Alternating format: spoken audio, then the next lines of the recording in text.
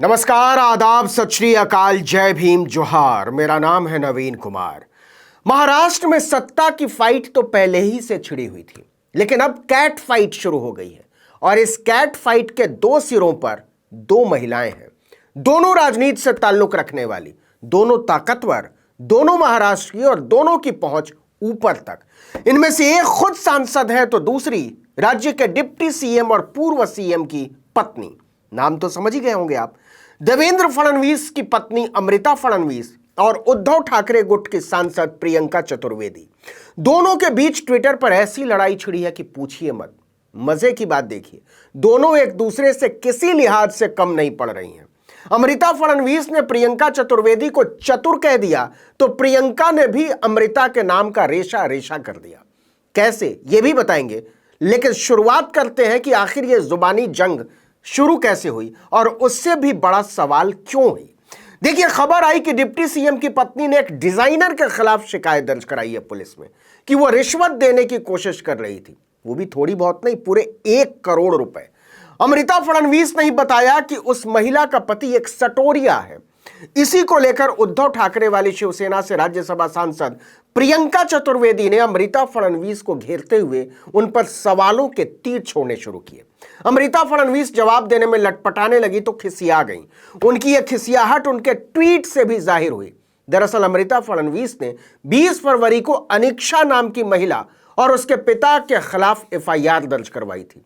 इसमें लिखवाया था कि महिला ने उन्हें 1 करोड़ रुपए की रिश्वत देने की कोशिश की, पेशकश की और उसके पिता के खिलाफ दर्ज एक आपराधिक मामले में हस्तक्षेप का आग्रह किया। उन्होंने यह भी बताया कि महिला के पिता कई सालों से कथित रूप से गिरफ्तारी से बचते रहे। अनिक्षा ने कथित रूप से अमृता को कई बुकी की जानकारी देने की भी पेशकश की ताकि पैसे कमाने में अमृता को मदद मिल सके। उन्होंने बताया कि अनिक्षा बुकी अनिल जयसिंघानी की बेटी है।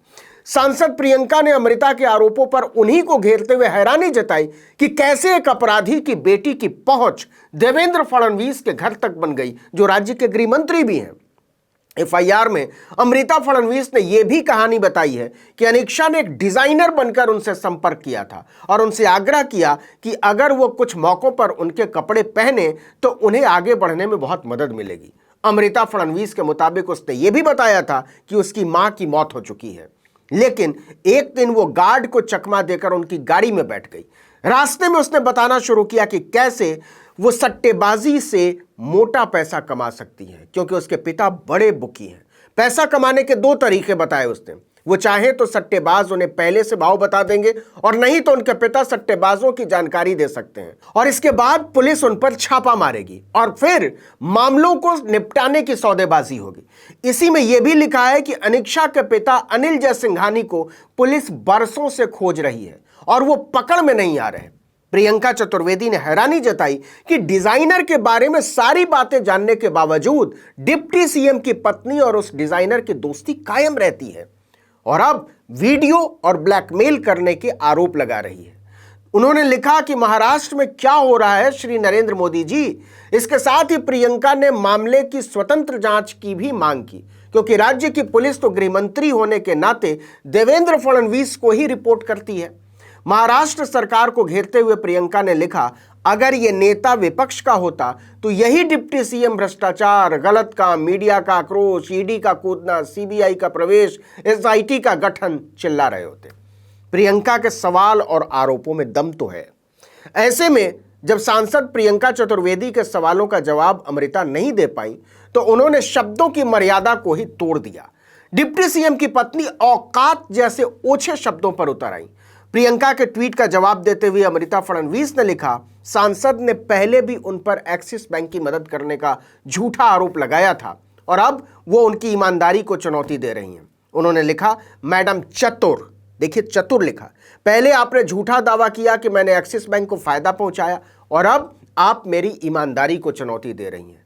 निश्चित रूप से आपका भरोसा जीतने के बाद अगर कोई आप तक पहुंचकर पैसे की पेशकश कर केस बंद करने के लिए कहता तो अपने मालिक के जरिए आपने उसकी मदद कर दी होती। यही आपकी औकात है, औकात लिखा। इसके बाद प्रियंका ने भी अमृता को जवाब तो दिया, लेकिन अपनी मर्यादा नहीं लांघी। उन्होंने लिखा, शुक्र है मेरी औकात ही नहीं है। प्रचार के लिए डिजाइनर परिधान खरीदना, जिनसे बाद में गड़बड़ स्थितियां पैदा हो जाती हैं। सुश्री फडनॉयस, मैं नहीं जानती कि स्वतंत्र जांच की मांग ने आपको इतना हिलाकर क्यों रख दिया, और ईमानदारी से आपको उस महिला की शिकायत उसी दिन करनी चाहिए थी जिस दिन उसने आपको पैसे कमाने की टिप दी थी।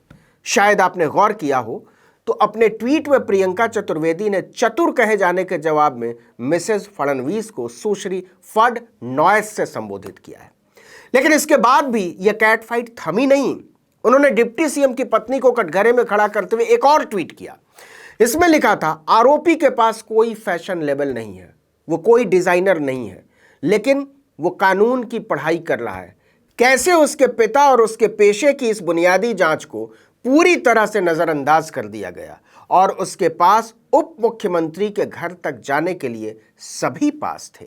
मतलब प्रियंका चतुर्वेदी ने ट्वीट के जरिए फडणवीस पर आरोपों और सवालों की बौछार कर दी, जिसके बाद धमकी और साजिश के आरोपों से जुड़े इस केस को लेकर राज्यसभा सांसद प्रियंका चतुर्वेदी और अमृता फडणवीस के बीच ट्विटर पर एक दूसरे के खिलाफ तानों और उलाहनों का दौर शुरू हो गया।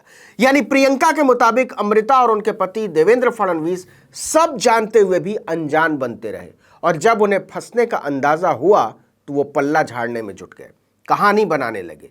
ये सारी बातें प्रियंका चतुर्वेदी खुले में लिखने लगी तो अमृता फडणवीस आपे से बाहर हो गई और प्रियंका चतुर्वेदी के लिए चतुर और औकात जैसे शब्दों पर उतर आई।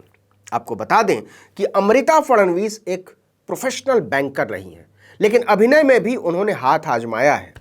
लेकिन इससे ज्यादा वो विवादों की वजह से चर्चा में रहती हैं। जनवरी में अमृता अपने एक वीडियो के चलते विपक्ष के निशाने पर आ गई थी।